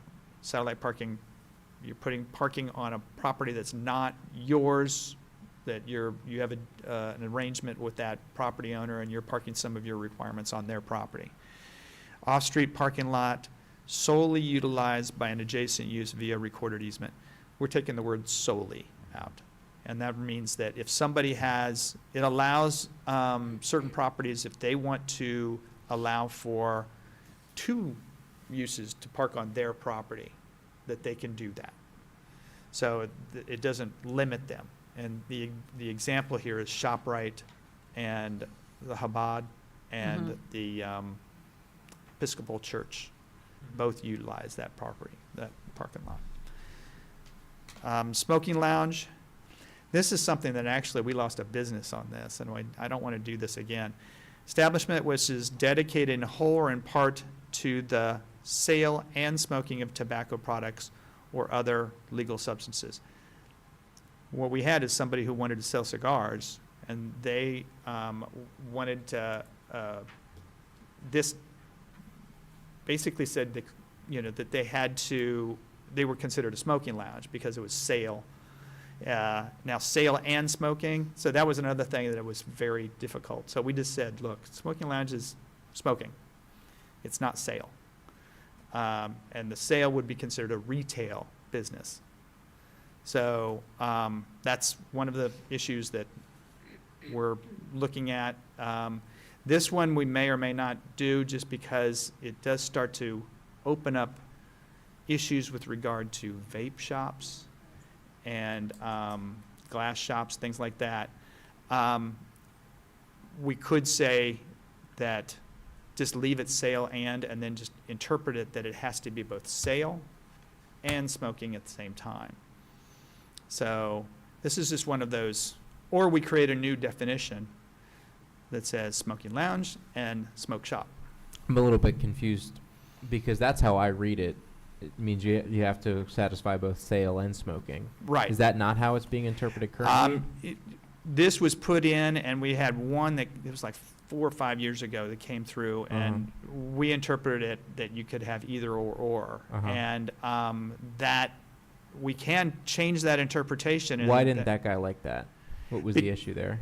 He wanted to have, well, he did not have a smoking room, but he just wanted to sell cigars, I but see. he was considered a smoking lounge, and that's, no, this is. Oh, you were considering him a smoking Yeah, lounge, and yeah. Oh, I see. Now, we I can- had it reversed. We can Okay. change the interpretation where it just says, look, it's sale and smoking, both at the same Right. time. But then when you, the problem here is that when you look at the smoke shop that's down the street, there's no smoking area in there. And so that's one of those that, it may be that we need to create 2 separate definitions, one for sale, one for smoking. Right. I think, and this may just be semantics, but to me, a smoke shop and a smoking lounge are 2 different things. A smoke shop is somewhere you go to buy the paraphernalia and the items, and then you go home to recreate. And the smoking lounge is sort of a social experience where you bring your stuff. Maybe you buy it there, but you can bring your stuff. You can buy it there, and you go Right. to engage in the social aspect of the verbal smoking. And that's the way that I conceive of the 2 items. I can understand how there's a lot of overlap between. I the don't 2. mind doing that. I can give you another version of this, would have smoke shop, smoking lounge. Are you referring like something like the Main Street Like Main cigar Street shop? cigars, Yeah, sort of like and- that. And they do, you Yeah. buy and you go in and you sit in the big leather not that I have, I don't smoke cigars, but I'm married to someone who does. And they, I know my son has been up there too before, and it's where you can, you buy and then you go in and you sit, and I don't think it's as, like what you were saying, I think it's a little bit different, like they are married together, almost. Sure. Yeah, and absolutely. I guess from my perspective, the important part of a smoking lounge is that you also are consuming on site. Right. And then a smoke shop is somewhere where you don't. Right. That's the way I And conceive I of it, think too. what we wanted to do is to be able to control where a glass shop or a vape shop goes. Right. And I think that I think you would want to do that. So maybe what we do is I'll give you a new definition based on what I see in some of these other locations, and you can look at it in a couple weeks. Does that work? Okay. So you want to talk about, a smoke shop is basically a retail, A smoke shop would be retail. would be retail. Yeah. Okay, so what different restrictions would it have? Or Well, one of the things that we could look Because- at is that and this is, again, I would be looking to what your preferences are. If you look at a smoke shop and it's a cigar, Main Street Cigars, that has less of a, issue, it becomes less of an issue with many people than it would if it was a vape shop. But I do need to Right. get some kind of direction on what you'd like to restrict versus, because the way I look at it, that I didn't take this into account when we were first doing this several years ago, is that Main Street Cigars is that what it is, Main Street Tobacco? that's what- That isn't an impact to the neighborhood, I don't think, versus, I think that smoke shop down the street sort of is. And that's something that I'd like to try to restrict by changing the definition or widening or narrowing the definition, I'm sorry, of smoking lounge versus smoke shop. Right. Does that make sense to you? Okay, I can do a first round and let Yeah. you guys take a look at it and see where you want to go. Okay. The reason I ask that is because, 7-Eleven sells tobacco Right. products, and it's a retail. I assume it's considered a retail? It would be considered retail.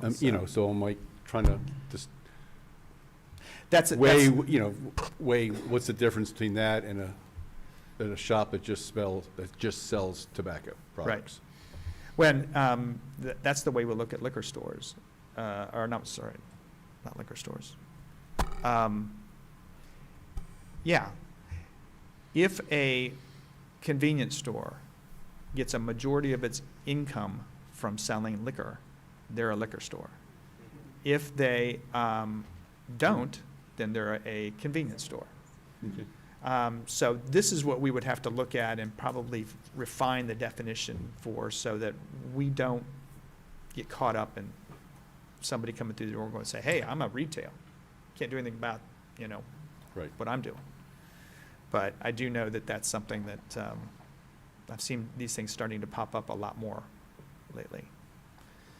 Okay. So I will send you something, you guys can look at it and review. The next two came from our recent experience here.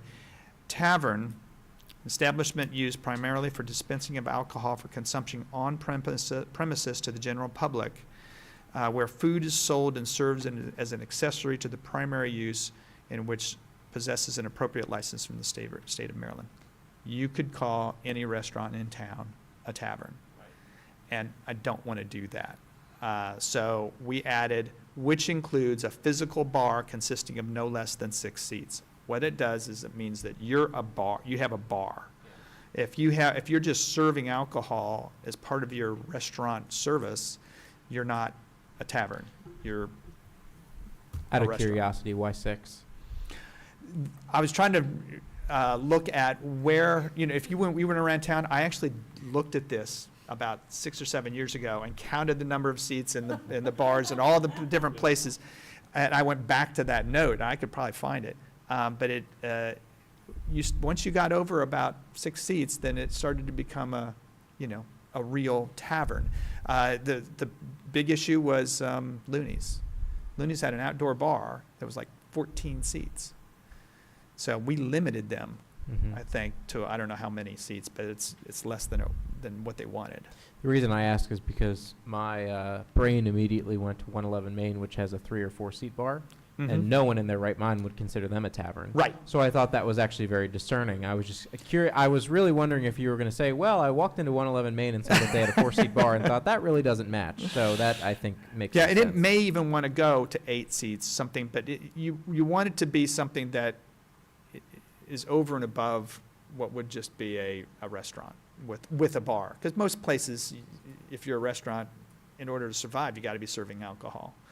So. So in the case of Brookside, they would not be considered a tavern with this change? They would just be? They would not be considered tavern because they don't have a bar at all. And that's the same with, like if you went into the Orient, there's what looks to be a bar there, but I think it's more of a sushi bar. Yeah. So that's like 4 seats. And then there's a bunch of those that are in that same neighborhood of the number of seats, and those would all be excluded and be considered restaurants. And then the last one is a tavern with entertainment. A tavern is separately defined in which dancing, gaming, or live entertainment are provided. Here's the problem with that, is that IBC has a guy playing the guitar in the corner all the time. That, to me, is not a tavern with entertainment. It's just a guy in the corner playing guitar. I don't consider that one something that produces the crowds that you would normally see, say, with Looney's. So we put in there that live entertainment that are reserved in a physical location within the establishment. That means that you have a place that somebody sits up on a stage or in an area that is reserved just for entertainment. And so we're trying to define these two uses with a little bit more specificity. Specificity. Specificity. So would McGurk's be considered tavern with entertainment because of McGurk's the would be big room? considered tavern, and With a it would be stage, 'cause it has a- entertainment too, yeah. What's doing with entertainment? Yeah, because it's got a It's at that stage. stage, yeah. Right. Okay. All right. 2 more. This one came from Commissioner Chismar. Because he noted that cannabis business is listed in the performance standards under under retail, but it's listed in the permitted use chart under service. So those needed to be matched up. It's basically an oversight and is being corrected. So cannabis is moving from service to retail, and that's where it's found in the performance standards section of the code. Now, here's one that's, it's an interesting one. One of the things that I've been trying to do for a long time is to isolate the number of times anything is in the code.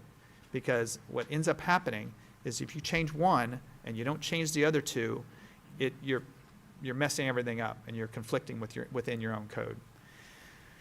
Mixed use center is listed in the residential section, and it's also listed in the retail section. But mixed use center is shown in the service section of the performance standards. We didn't want to have that repeated 3 times in the performance standards, so we put it in under service. I removed it from retail and put it into service section. I can have them all 3 under the permitted use charts because it's easy to flip back and forth. But we're just trying to make sure mixed use center is in the appropriate location. And that's something, again, Commissioner Chismar noted that they're not in the right place. So I can still keep the mixed use center under retail, but that would make it in 3 different locations: residential, retail, service.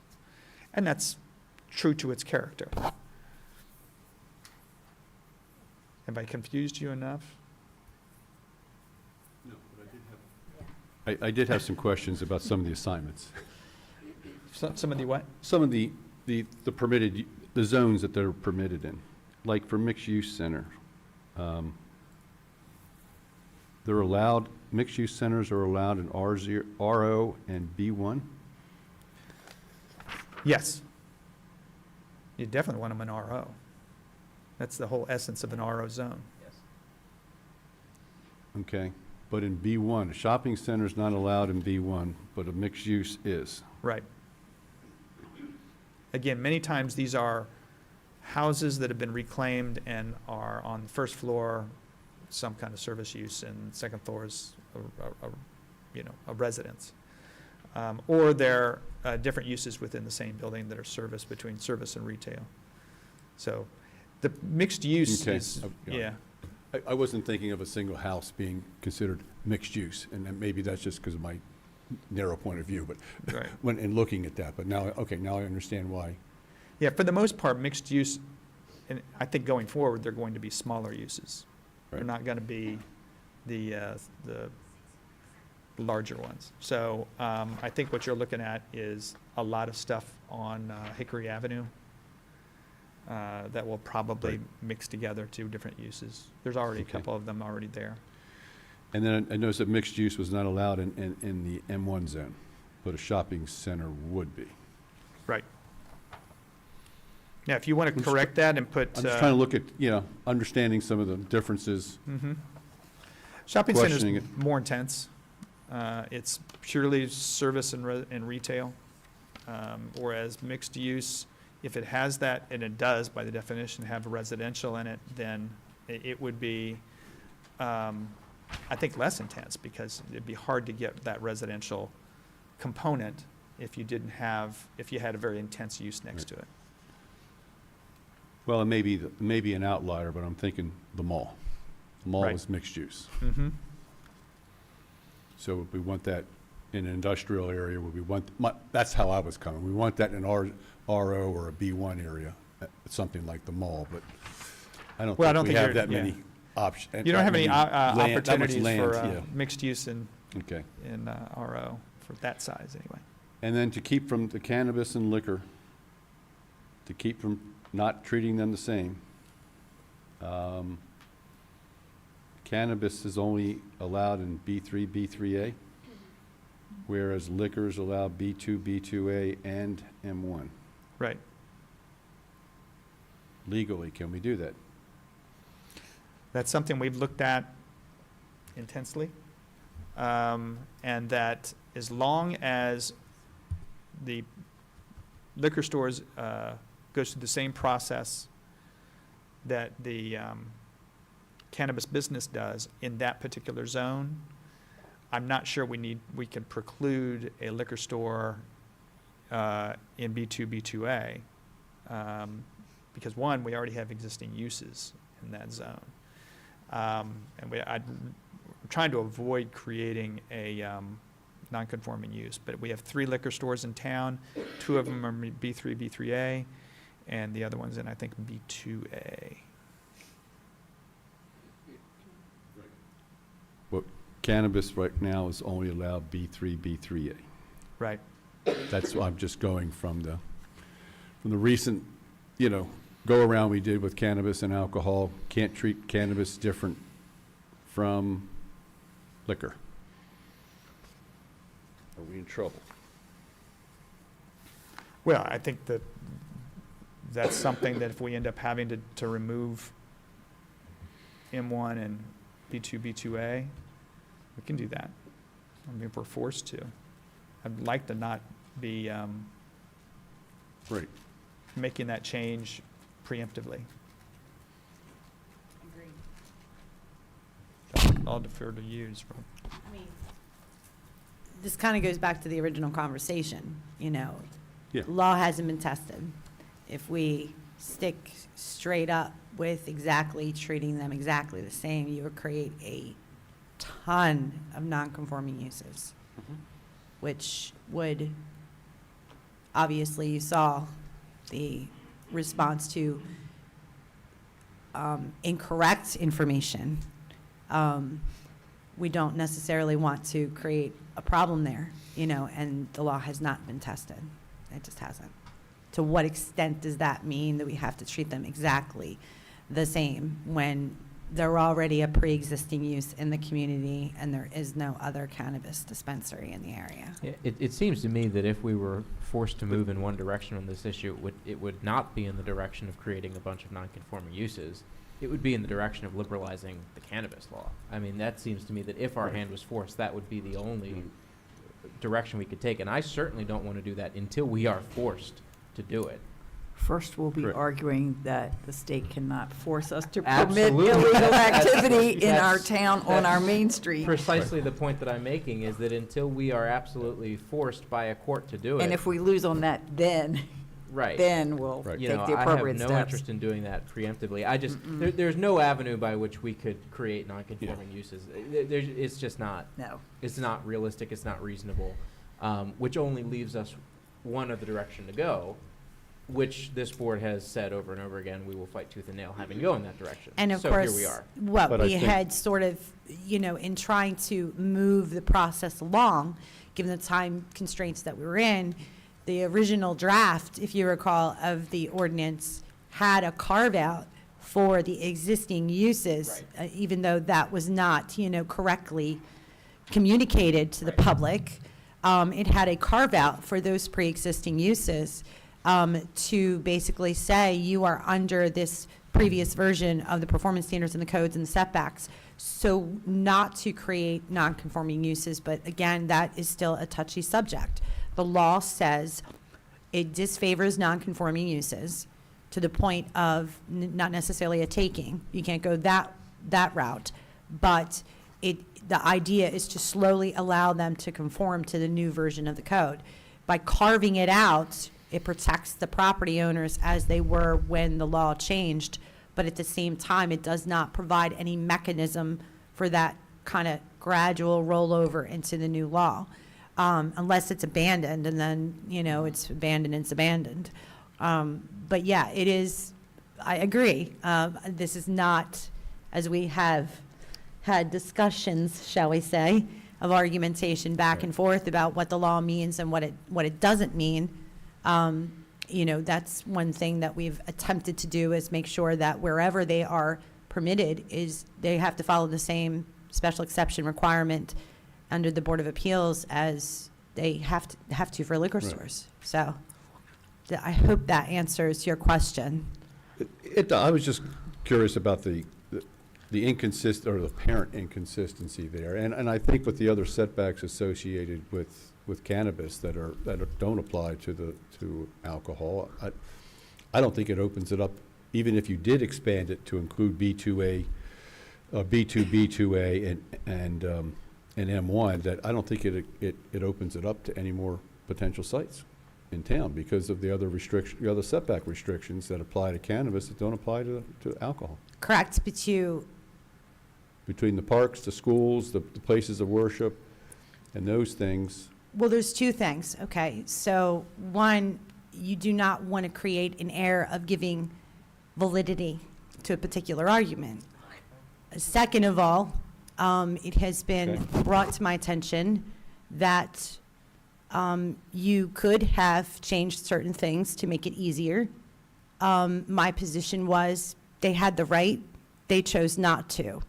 And the position was, but they could, and they can. And I said, and they probably won't. So I hope that makes sense in what I said very carefully. But, I mean, it's up to you guys. If you want to open it up to multiple different other zones, that is your discretion to do. I'm in favor of not changing anything unless Yeah. we're told we have to. I would imagine there's a lot of other municipalities that are in the same boat as far as being inconsistent between the two. I think it's fine the way it is. I see where you're coming from, but. Yeah, I don't want to open it up unless we have to. That's all I'm saying. And that And came if from we our want to wait for a research. challenge, then we'll wait for a challenge. Yeah, we did somewhat, a lot. deep dive research into what other municipalities and counties do, and they're all over the place. But there is, I think, some consistency on the interpretation that we've taken because we were kind of using that example. All right, so one last one. It's, this one came from that kind of, again, we discovered something that was left out and it should have been in for several years now. Basically, whenever you have freestanding signs, you can, and you're in a shopping center or a mix, right now if it's in your shopping center, you can have that sign within your shopping center even if it's on a different lot. And as long as it's within what we're calling the project area, and that project area has been defined for many years, what we're doing now is expanding that to mixed use. Again, the same kind of thing, if you're a mixed use and you're on two different lots, you can still put signage on the lot that's not providing that particular, that's not representing that particular use. Also, we added the mixed use to that. So now that counts for both shopping centers and mixed use. So, does that make sense? Relatively simple. Yeah. Yep. I think you have one typo, page 2, Page 2. in paragraph C, where it says in the middle of that paragraph, the shopping center, you have of mixed-use center. I think it's supposed to be or mixed-use center. Okay, I see. Is that right? Right, I gotcha. Okay. All right, that's all I had. I know that took a while. Sorry, guys. That's all? I didn't help it. So I'll send you revised versions of this Okay, later this week, and you can give me your comments. all right. Staff comments. Mike? I do have one. It was brought to my attention, how the Annapolis often asks for fiscal notes. Mm-hmm. So there's a House Bill 1066 that says municipal elections qualified electronic transmission systems authorization for use. So it seems to be saying that municipal election through the use of a qualified electronic transmission system may collect votes that way. And the key word, I guess, is may. It doesn't say shall. So it appears to be some legislation that would authorize municipalities to, for my own ignorance, vote over their phone or vote over a computer, and then maybe have that ballot sent to perhaps the town to be scanned and counted. I'm going to respond to this that there is no fiscal impact because it does have the word may conduct a municipal election using a qualified electronic transmission system. Who If it- sent you the request for, like, whether it would affect us financially? If it said shall, then I think we currently do not do that. I have no intentions of doing that. And the cost would be exorbitant for us, for a town like us to adopt some type of electronic. Here it is here, 1066, yeah. So that's my response, that there's no fiscal impact to us. Who but, asked you for the fiscal impact? They come through Pam in the Oh, okay, finance Pam department. asked you. Yeah, Okay, got it. Yeah. Got it. so someone must have reached out to the finance department. Pam just sent it to I where was she just thought curious it who was. was asking us for our input. Yeah. Lisa, it do you came know from. who's asking us for our input? Is it?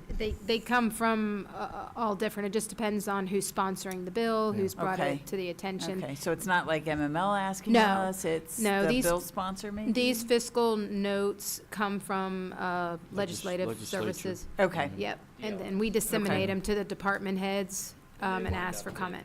They wind up in the bill's fiscal note. right, I Mhm. read the fiscal notes always. Yep. And really, if we're gonna respond, then we should maybe say, you know, if we don't adopt it, it's got 0, but if we did, it's exorbitant. Do you know what I mean? That's exactly how I wrote it up. There you go. Yeah, exactly how I wrote As it up. usual, There's a Mike, big you're like difference way between ahead. may and shall. Yes, And because we I don't didn't want- get into, my opinion on it. I personally don't like it. I don't either. I think we should try to keep voting as paper-based as possible, I agree. but that's just my opinion.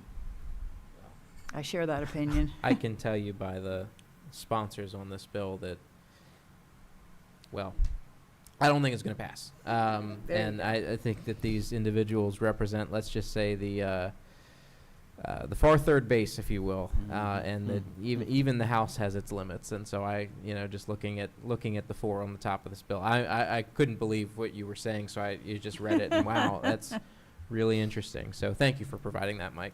It's so new. It was introduced yesterday that I couldn't find it. I couldn't find it on the website yet when I went and looked it up. I see Gavin's got it pulled up, but it wasn't even on Google yet. That's how new it is, how hot off the presses it is. So, yeah.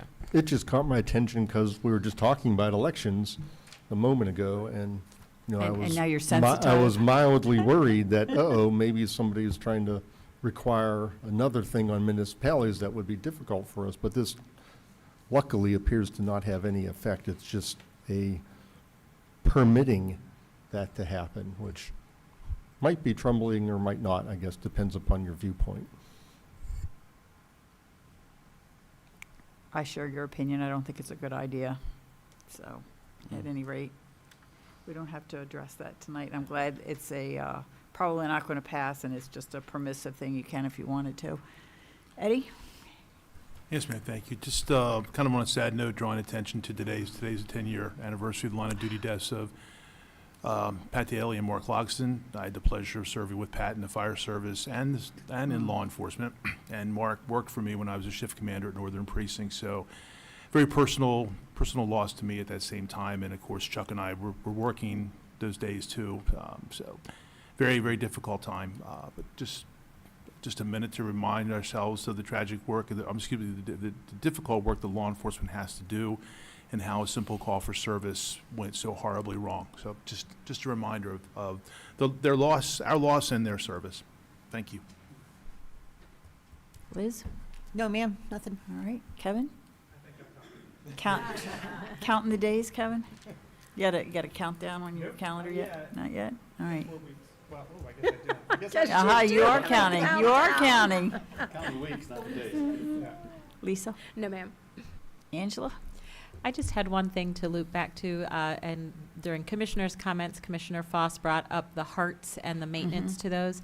And I just wanted to draw attention to the fact that that was initially a Bel Air Downtown Alliance initiative, and it's been on their agenda for quite some time to manage the hearts, but there was really no mechanism for them in which to do that. So in partnership with the Alliance, the Bel Air Cultural Arts Commission stepped up and agreed that they would take that on as a project. Kat has been working very hard on that.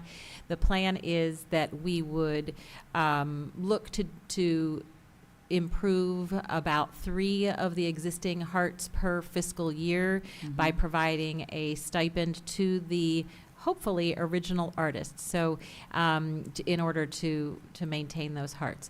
So the first three that we identified, we went around, and Jenny worked hard on this as well, went and looked at all the hearts and ranked them in order of how badly they needed the maintenance and repainting. So the goal is to use the original designs and the original artists. The first three that we identified as most critical, Kat reached out to those artists, and they are willing to provide the improvements to them.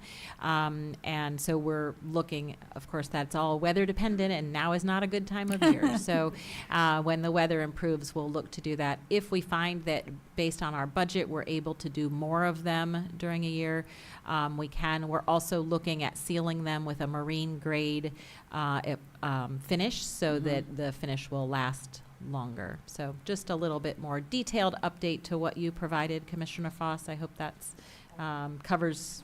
Happy to answer any questions, but they're an important part, I think, of our public art landscape. We don't want to see them go away. Initially, when that program was designed, they were only supposed to be up for 3 years, which is why they didn't have that marine grade finish on them, because the finish that was used would have lasted 3 years. But they've become a really important part of our public art, and we want to see them stick around. All right. Chief? All I have to say is I'm going to jump on what Eddie said. It was a really bad day 10 years ago. I didn't have the great opportunity to work with Mark. I heard he was an excellent officer, excellent deputy, served his community well, but I was very close with Pat. Worked with him about 15 years. Horrible, horrible loss, horrible day. And just we're not going to forget. We're going to continue to recognize the sacrifice that they've made for the community to keep us safe. So, bad day. That's it. Thank you. Commissioners' comments? I have a question for the staff. They were doing some work over at the Legacy Pumping Station. Does anybody know what that was about? Looked like contractors. I know, we're missing our guy. I'm sorry, I don't, but I can find out for you. Okay, I'm just curious. The Gateway Legacy Pumping Station? But they had a pretty significant crew out there today. We've got an ongoing project right now at Gateway. It's both at Shamrock and at Gateway. We've got an extensive project of the pumping station at both locations. So I don't know for 100%, but I can only assume maybe that's what it was. They got a little bit of a warm day today and got out there to do some work. But again, that's Steve's bailiwick. I will check and find out for you, though. Thank you. All right. Commissioners' comments?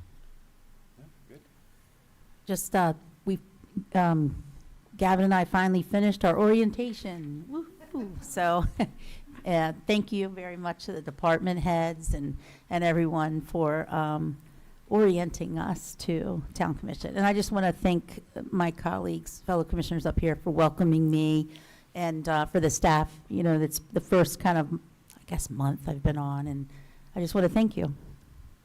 All right. Will the town be closed this Monday for President's Day? It will. All It right. will, which is why our meeting is moved to Tuesday. Okay, right. So we'll be here Tuesday instead. And I joined the chief and Eddie about the recognition of the terrible loss of Senior Deputy Patrick Daly and Deputy First Class Mark Logston. I know Pat Daly was often in the county office building when I would come into work, always a professional guy, very friendly, really nice. The character, yeah. And that day, I just remember thinking, you know, we live in a safe area, but anything can happen anytime. And so even if you're law enforcement in such a nice place as, you know, Harford County and the towns that we have here, you have to always be on guard because you don't know what is in somebody else's head and what could happen. I was just shocked that happened there. So what a terrible, terrible loss. To Gavin's point, we normally do this at town hall meetings, and we might have on the 2nd, but if you're a Monday trash person like me, put your trash out on Wednesday because of President's Day. We did cover that I'm in sure that our we last did, meeting but in because case the 4 people who watch us every week have forgotten, they've now been reminded. that is the most important piece of information that I see on social media every holiday is like what happens to my trash day. And I care about that too because I got to get that stuff out there on time. All right. Any other comments? In that case, may I have a motion to move us into closed session? Yes, Madam Chair. I move that this portion of the meeting will be closed under the provisions of the Maryland Open Meetings Act, General Provisions, Article 3, Section 305B7. The topic of discussion will be to consult with counsel to obtain legal advice amending Town Charter Article 6, Town Administrator, Section C, subsection 602B and C, and Town Code Chapter 82 Personnel, Section 82, subsection 3B5. The reason for closed session discussion of the above topics will be because public discussion of confidential information and legal strategies can compromise the attorney-client privilege and inhibit the ability of the public body to receive candid and uninhibited legal guidance. Thank you, Commissioner Taylor, and do I have a second? I'll second. Thank you, Commissioner Chismar. Any discussion? All right. We are ready to vote, Mr. Krantz? Thank you, Madam Chair. For the vote to go into closed session, Commissioner Foss, Aye. Commissioner Chismar, Aye. Commissioner Taylor, Aye. Commissioner Hanley, Aye. and Chair Edding. Aye. We now And go for into closed anyone session. who might be watching, the only business we will be conducting following our closed session is adjournment. So there will be no more public business conducted this evening.